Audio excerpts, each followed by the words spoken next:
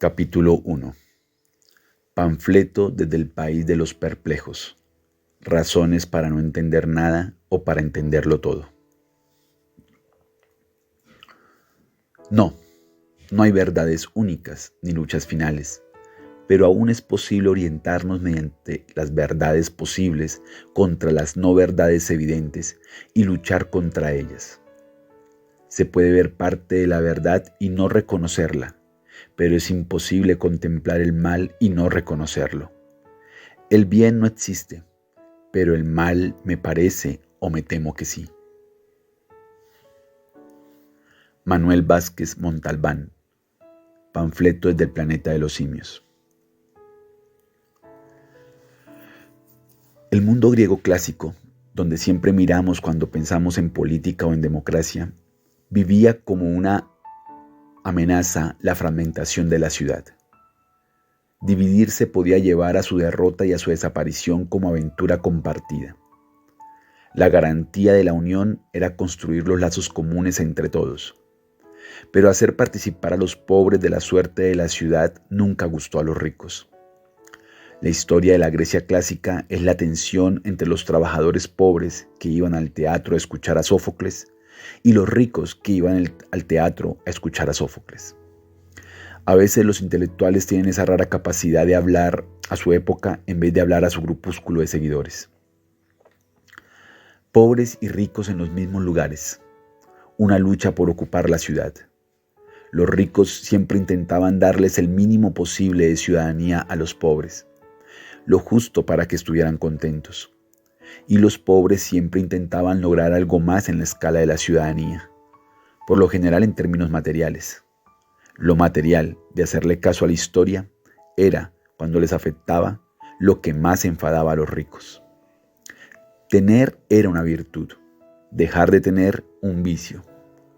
Podemos reconstruir una buena parte de la historia viendo el ir y venir de los pobres para ocupar las ciudades, hasta que se ensancharon las avenidas y ya no fue tan fácil hacer barricadas.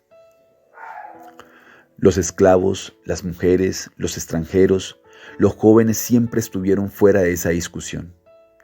La democracia empezó en Grecia, pero necesitaría unos cuantos siglos para que esa palabra significara lo que hoy entendemos por tal. Hay una primera regla para saber de política. No vayas a las palabras del pasado creyendo que ayer significaban lo mismo que hoy. Las palabras permanecen, los conceptos cambian. Quejándose del terremoto que asoló Caracas en 1812, Simón Bolívar afirmaría: si se opone la naturaleza, lucharemos contra ella y haremos que nos obedezca. La frase está en la pared de la Plaza del Libertador en la capital venezolana. Hoy, con medio planeta Tierra devastado, la frase de Bolívar, utilizada por una multinacional de la minería, cobraría otro significado. Tampoco la muerte la medimos siempre igual. Jack, el Destripador, habría asesinado como mucho a 11 mujeres. Las cifras más amables de la guerra de Irak hablan de 600.000 muertes. George Bush tiene bibliotecas con su nombre. Jack pertenece a la historia de la infamia. Leemos Romeo y Julieta, La Celestina, o Tristán e Isolda, con los ojos con los que hoy leemos el amor. Sobre todo para soñar hoy el amor. Cualquier parecido con la realidad, pura coincidencia. Nos cuidamos muy mucho, en cualquier caso, de imaginar la primera pelea matrimonial de la unión de Capuletos y Montescos. Vemos más heroísmo del que tuvo en la castidad de Tristán, y Calisto nos parece que, en el fondo, no va al grano.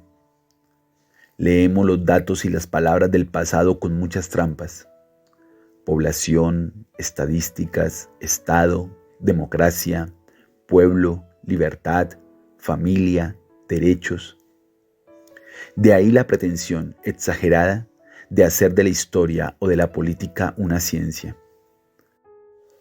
Para que Romeo no parezca tan tonto con el paso de los siglos, para que Melibea se lleve al famoso huerto a quien le parezca sin atisbo de culpa, y para que Madame Bovary deje de aburrirse y, como una posibilidad esperanzadora, termine echándose una novia lejos de la tiranía burguesa de su época. Vivimos un tiempo opaco.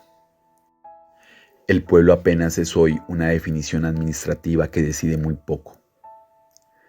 Vivimos en un mundo donde todos nos compramos y nos vendemos, donde el sueño neoliberal, que cada cual se vea como la empresa de sí mismo, ha cuajado, donde además no nos vemos como rehenes de ninguna desigualdad salvo las evidentes de la corrupción o el robo. Como individuos somos puro fragmento. Si asumimos identidades, definimos nosotros hasta dónde llegamos. Y, como clientes en un mundo mercantilizado, vamos a las personas y las cosas como a los compartimentos estancos de un supermercado. Las piezas de este puzzle se juntan solamente en las elecciones, pero es un embudo con maneras arrogantes. En un extremo, toda la sociedad. En la parte estrecha, los elegidos. Pero hemos hecho del embudo toda una metafísica política llamada democracia. Hay que cambiar el punto de mira. Es lo que significa catástrofe, que el suelo se mueva bajo tus pies y veas las cosas desde otro sitio. Imaginemos la parte ancha del embudo compuesta por muchas partes estrechas. No es un embudo, es otra cosa. Inquietante, ensanchado el cono, inútil para concentrar líquidos. No sirve de embudo, pero ¿sirve para otras cosas? Lo mismo ocurre cuando en una plaza se juntan grupos sociales que por lo general están divididos. ¿Eres la misma persona cuando estás harto que cuando estás complacido? ¿Haces lo mismo cuando has descubierto las causas de tu dolor que cuando renuncias a luchar contra el tormento? ¿No eres acaso otra persona cuando has decidido que ese era el último insulto? ¿No es acaso cierto que a veces una palabra bastará para indignarte o enamorarte? Lo mismo ocurre con la democracia. Dios existe cuando lo nombras, la democracia cuando la convocas. Hoy, que la democracia parece universal, se ha vaciado de contenido. Se ha reducido al voto y la política parece un juego de actores contratados para hacer un mal papel y que lo critiquemos. Creemos que nos jugamos la democracia en las leyes electorales, en quién podrá y quién no podrá ejercer el voto, en el contenido de las constituciones, en el desarrollo de un reglamento. Pero no es verdad.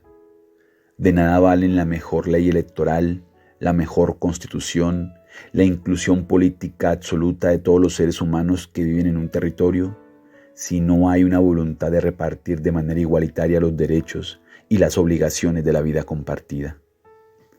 De nada sirve la mejor de las leyes si los ciudadanos asumen gobernarse a sí mismos con los principios de la eficiencia y la competencia.